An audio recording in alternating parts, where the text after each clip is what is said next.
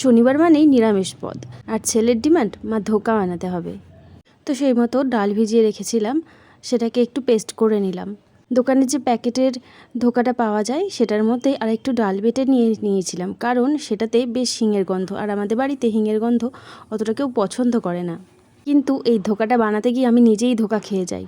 ব্যাপারটা হয়েছিল ঠিক এরকম, প্যাকেটের যে ধোকাটা থাকে সেটাকে একটু গরম জল দিয়ে ভিজিয়ে রাখতে হয়, আর আমি করেছিলাম ওই ছোলার ডালটার মধ্যে ওই প্যাকেটের ডালটা দিয়ে একবারে পেস্ট করে নিয়েছিলাম। তারপর যেভাবে কড়াইতে তেল গরম করে নাড়া হয় নেড়েই ঠান্ডা হতে দিয়েছিলাম, কিন্তু কাটার পর দেখি একদম ঝুরঝুরে হয়ে যাচ্ছে, ভাজতে গেলেই ভেঙে যাচ্ছে।